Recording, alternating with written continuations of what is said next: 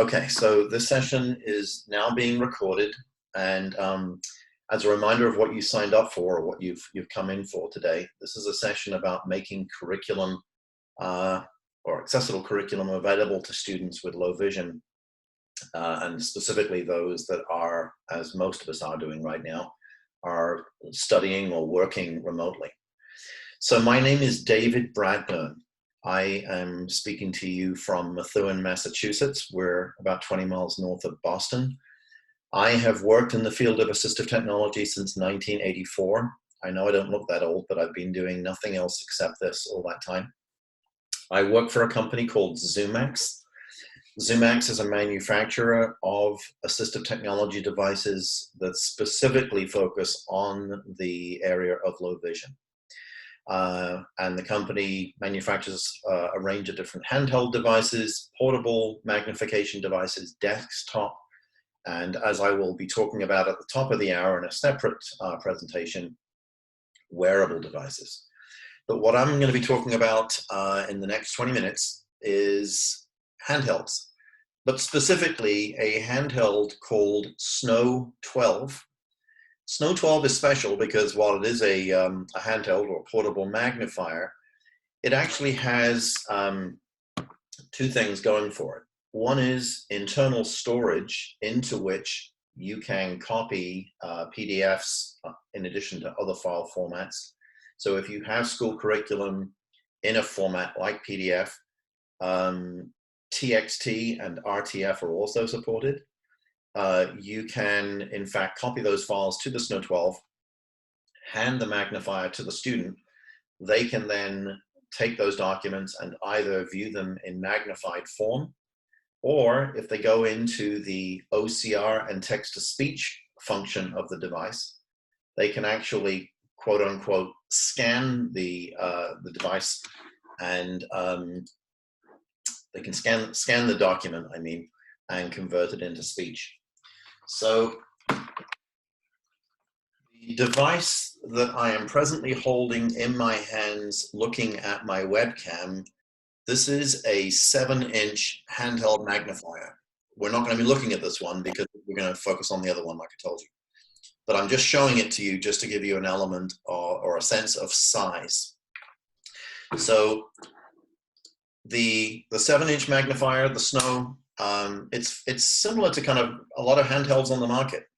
So as I do the side view, you'll see there's an HDMI connection, there's a USB connection. So USB is what we connect to when we're connected to a computer to copy files to the device or from the device to the computer.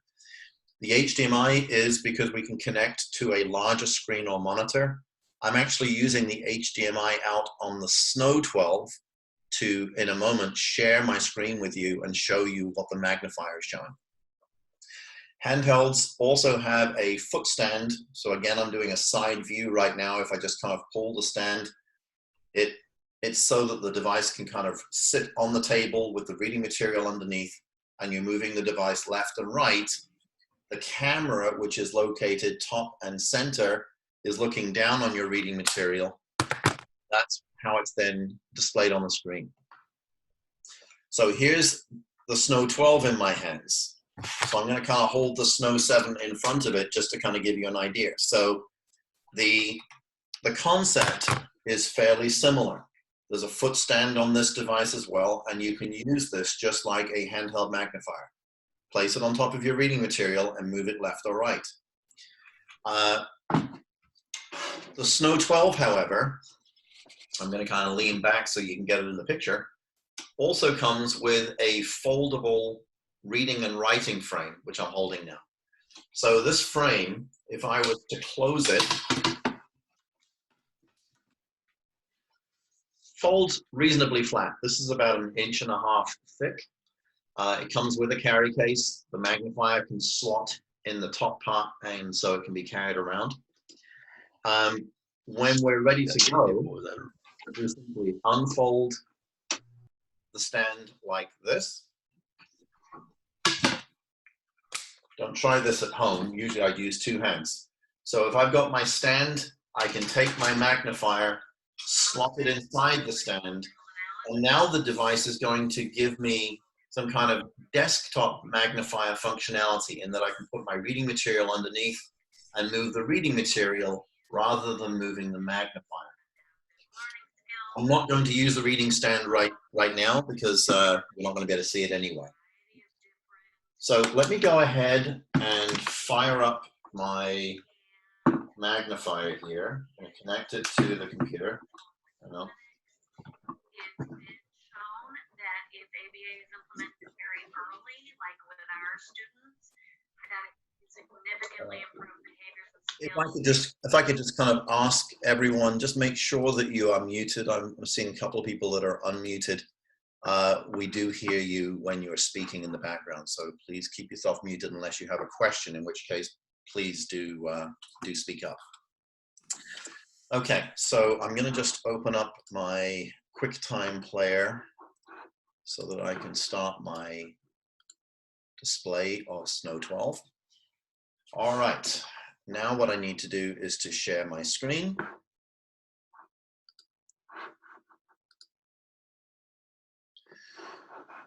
All right, so I'm going to maximize. So what I'm hoping, and if someone is not seeing a black screen with white letters, then my screen sharing is not working, in which case please unmute yourself and tell me. So what I've got right now on the Snow 12, so I've just taken a printout of the email that Mike Marotta had sent out with all of the information, just to kind of show you. So on the Snow 12, in fact, I'm going to show with the Snow 7 at my web camera, just 1 second. So if you're able to see on the right-hand side of the Zoom meeting, the view of my video camera, my webcam. So there's a plus and a minus button on the magnifiers. And so when I'm pressing the plus button on Snow 12, it zooms in like so. Now, what you might not see, because at least in my view on Zoom, the panel of attendees is concealing it, but in the upper right corner of the screen, the device is telling me what size magnification we're using. And then when I minify, obviously it zooms out. There is a high contrast button. So this is where you can toggle through the different combinations of colors. There are 10 altogether.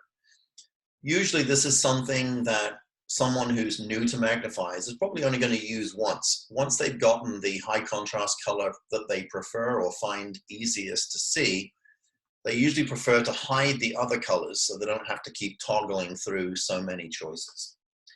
At any time, if I do a long press of the high contrast button, the device comes back to the normal color mode.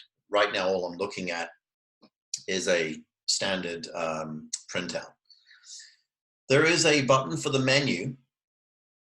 Text-to-speech function. So what we're looking at right now is the menu of Snow 12. I can either tap the screen if I have enough vision and physical dexterity to do so, or I can use a joystick controller on the front of Snow 12. Photo gallery. And I can move around. Now, hopefully you're hearing it speak, but it is actually using a text-to-speech voice right now to say photo gallery. So if I was to go, hang on, I tapped the screen by mistake. So if I was to go into my photo gallery and go into the PDF folder, so what I have here are a number of documents that I have copied here previously. So for example, this could be your textbook. This just happens to be one of our brochures, which I'm going to start with. So at this point, I can zoom in and out as I need to. I can use the joystick to pan around the document if I want. I can actually go really large indeed.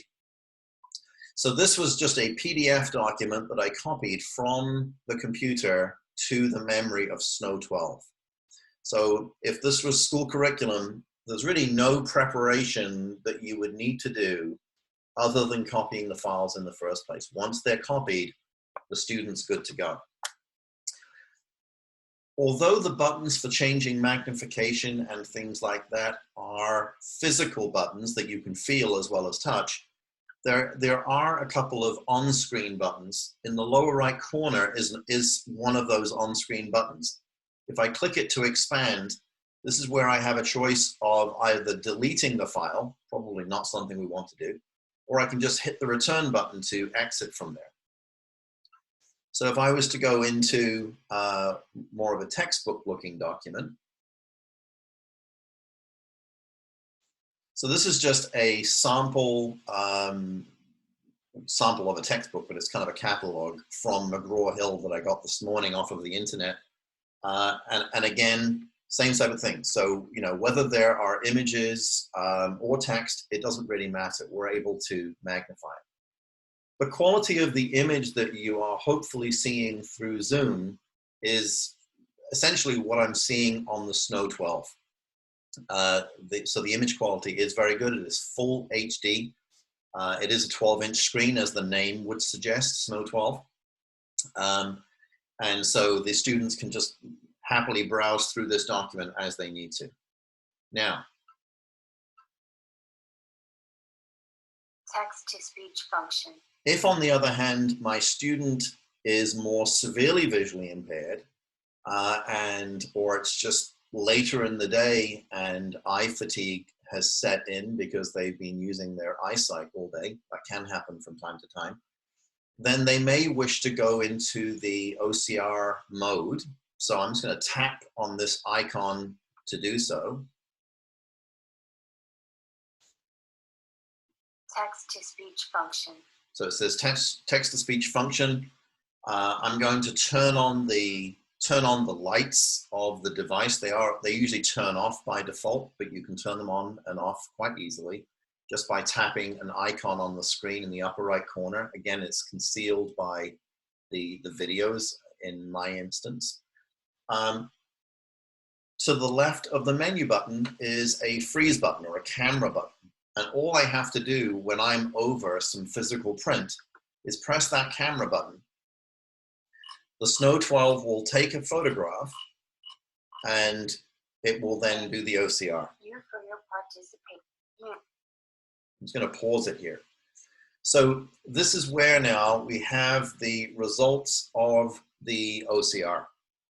I can either use my finger to move up and down. So the way the device works, it takes all of the text and presents it in one long continuous column of text.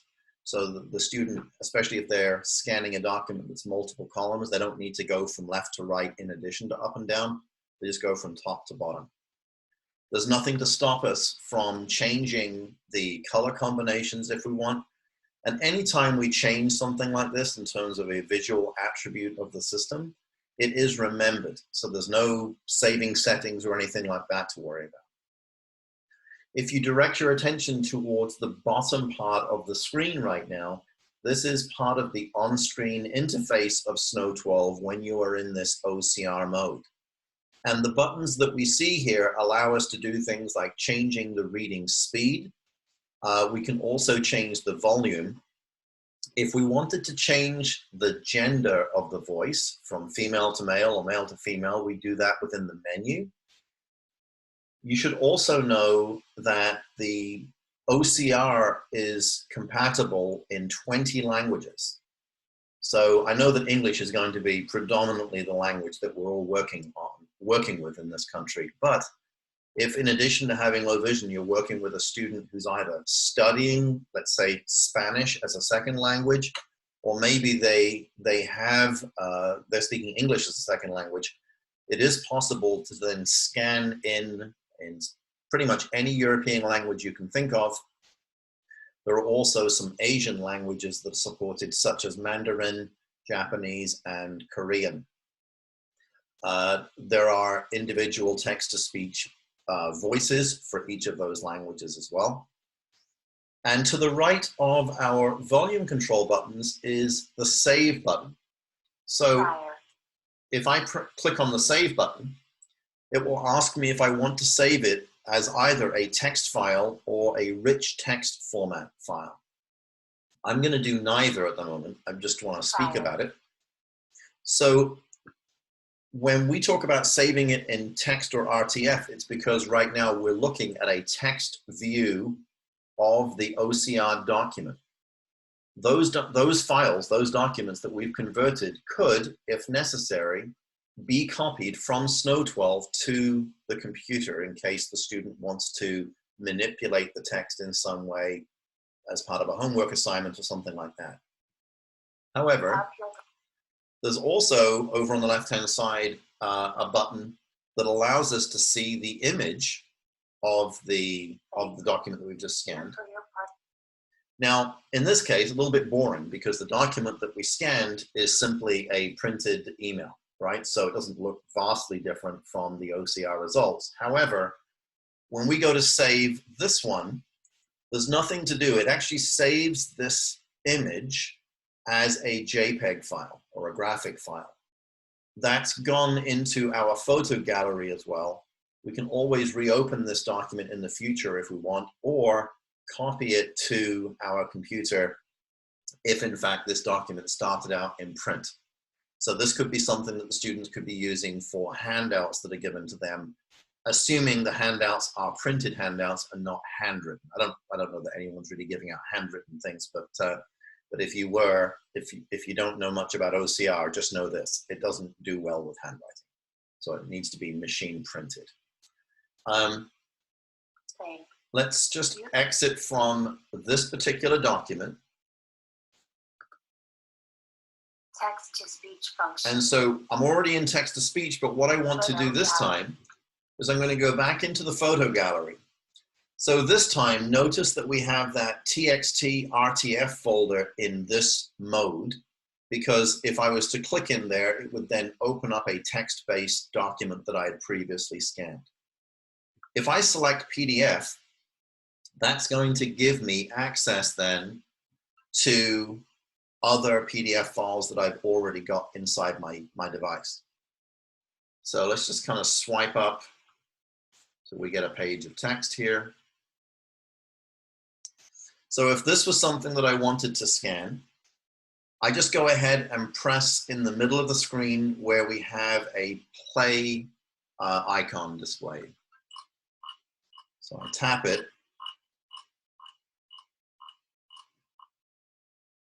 World of Wonders. So I'll just pause it right there. So this was taking a PDF. So again, if we're thinking about curriculum that we have copied into this magnifier and given to the student, you don't have to worry about, unless you feel like being benevolent and actually doing all of the scanning of documents before you give it to the student. But it's no more difficult than what you've seen me demonstrate, which is we go into the text-to-speech mode, we go into the gallery to select our document, and then we tap the middle of the screen to perform the OCR function, after which the text is then displayed on the screen in whichever format the student has asked to, has chosen to see things. So that includes color, magnification size, that sort of thing. Before I go any further, are there any questions from anyone on the meeting about anything I've showed so far?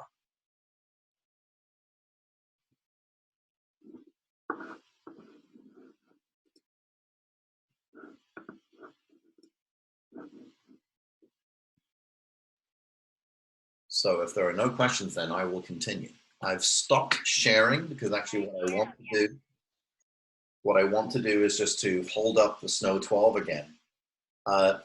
So we were doing the share screen before. I just want to kind of hold it up so you can kind of see what I'm seeing in terms of the buttons and so forth. So from your right, which is the left-hand side of the unit, since I've got this turned back to front, is the joystick. So when I'm sliding that joystick, that's usually how we can be kind of moving around a magnified document.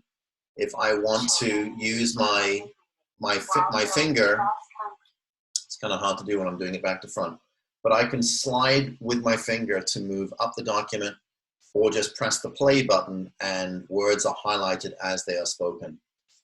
And then once we're done, we can exit from that document.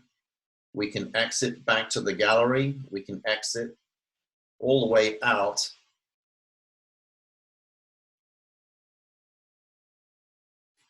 Okay, so we're now in normal mode. So we're no longer in the OCR mode that we were before. So there are LED lights on the back of the device, which will light up to help to display the reading material that you are attempting to read. If I close the foot stand, just give it a second. Oh, hang on, helps to exit from the Distance view mode. So the lights turn off. We're now in a distance view mode. So we're using the same camera. So the camera is top center. But because this is normally designed to be used as a handheld with the foot stand open, the camera is actually facing straight down. If I'm doing distance viewing with Snow 12, holding it like a book with the screen facing me, the camera is going to look down to the ground. So that's not the way you do it. The way you do it is to actually hold the device upside down. Now the camera, so I'm actually holding this at an angle, but the camera, which is where my finger is pointing to at the bottom of the screen, is now pointing directly straight ahead of me. So the student can also be using the device for just, kind of browsing around the room, looking at things that might be on the wall. Or if they're looking outside, it's good for that too. You can, at any point, use the camera button to take photographs of anything that you're looking at. Near view mode. Now, over on the left-hand side of the device, so we mentioned that the device has an HDMI out port. So for connecting to an external monitor, if the student wants to look at things on a TV or a computer monitor and see it even larger than normal, you'd plug to the HDMI out. But there's also, on the other side, a USB Type-C and an HDMI in port. So the cables, by the way, do come with the device. So the USB Type-C is where you would connect the cable to copy files back and forth between a computer and Snow 12. The HDMI in will very soon be used for an external distance camera option, which will come in about a month's time. So that camera will be kind of like a periscope design, which will clamp either to the foldable reading and writing frame that I was showing earlier, or just on a tripod that will sit on the desk.